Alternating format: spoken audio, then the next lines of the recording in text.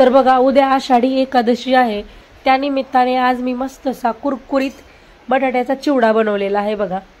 तर इथं तुम्हाला मी कुरकुरीत असा बटाट्याचा चिवडा कसा बनवायचा ते दाखवणार आहे।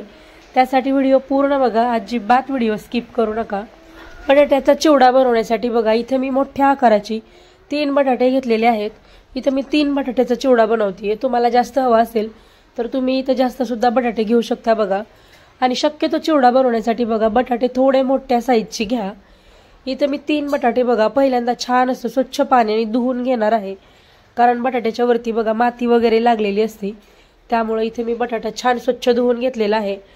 आता एका सुती कपड्याने बघा व्यवस्थित असा हा पुसून घ्यायचा आहे।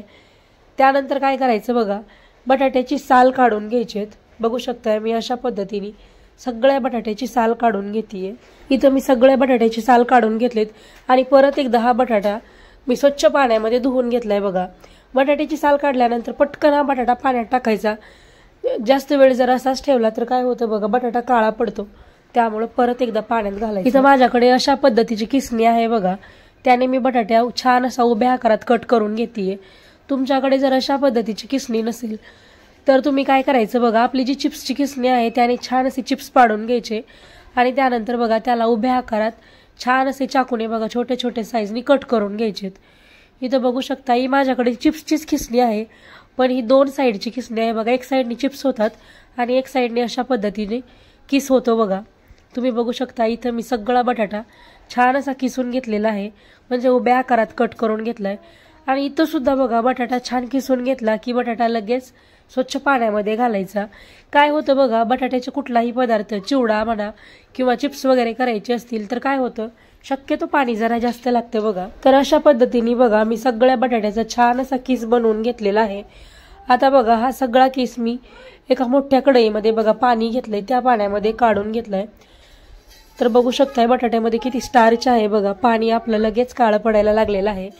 आता यामध्ये परत एकदा बघा यामधलं मी पाणी काढून घेतलंय आणि दुसरं पाणी मी यामध्ये घेतलंय बघा।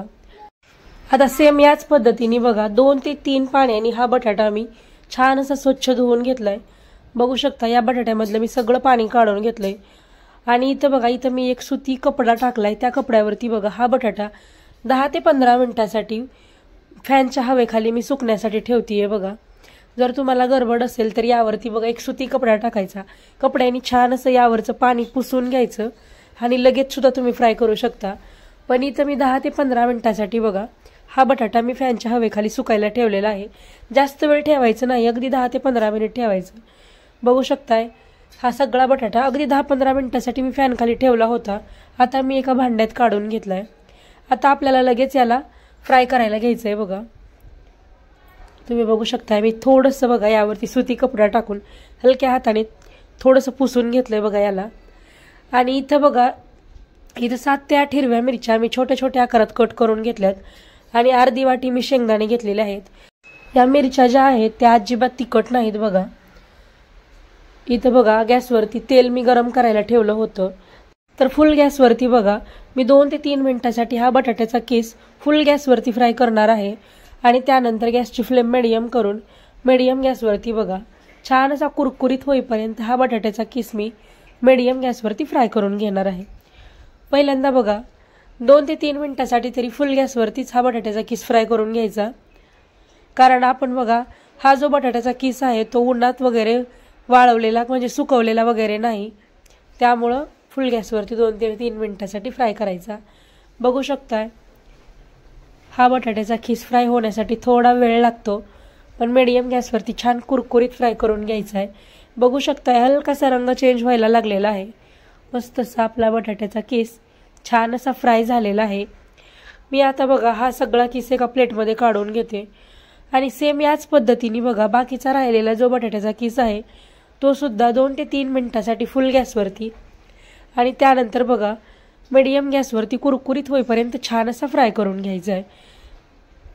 तर बघा नॉर्मली काय होतं, उपवासाच्या दिवशी बघा आपण साबुदाण्याची खिचडी किंवा वरईचा भात म्हणजेच भगरीचा भात करतो, तर काहीतरी वेगळं म्हणून हा बटाट्याचा चिवडा बनवून बघा खायला खूप सुंदर लागतो।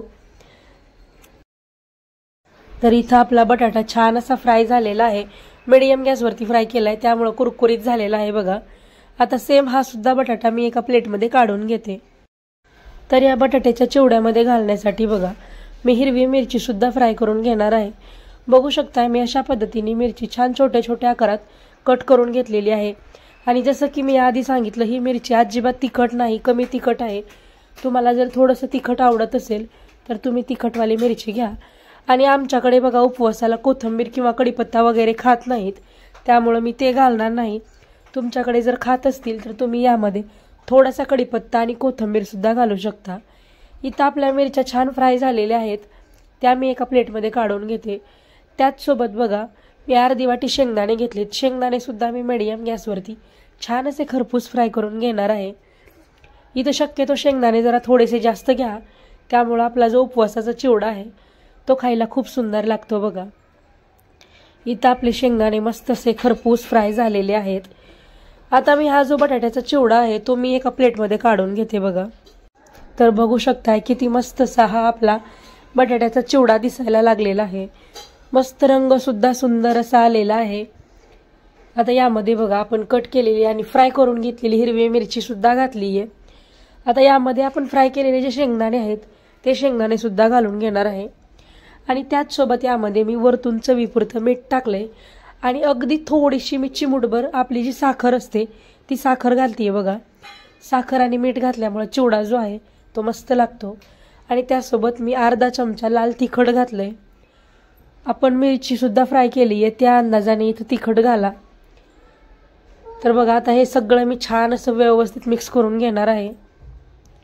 तर बघा अशाच पद्धतीने हा जो चिवडा आहे तो बघा तुम्ही उपवासाच्या दिवशी तर खाऊच शकता, पण त्यासोबतच बघा घरात लहान मुलं वगैरे असतील आणि त्यांना बघा बाहेरचा कुरकुरे वगैरे खायची इच्छा होत असेल त्या टायमिंगला सुद्धा तुम्ही हा मस्त बटाट्याचा कुरकुरीत असा चिवडा बनवून देऊ शकता। हा चिवडा खायला खूप सुंदर लागतो आणि लहानांपासून मोठ्यांपर्यंत बघा सगळ्यांच्या आवडीचा असतो हा बटाट्याचा चिवडा बघा। तर तुम्ही सुद्धा ह्या आषाढी एकादशीला हा बटाट्याचा चिवडा घरी एकदा नक्की ट्राय करून बघा आणि कसा झाला ते मला कमेंटमध्ये नक्की सांगा। व्हिडिओ आवडला असेल तर व्हिडिओला लाईक करा, शेअर करा आणि अशाच पद्धतीचे नवनवीन व्हिडिओ पाहण्यासाठी आपल्या चॅनेलला नक्की सबस्क्राईब करून घ्या। भेटूयात परत एकदा नवीन व्हिडिओमध्ये, तोपर्यंत बाय बाय। आणि तुम्हाला पुढची कुठली रेसिपी पाहायला आवडेल ते सुद्धा मला कमेंटमध्ये सांगा।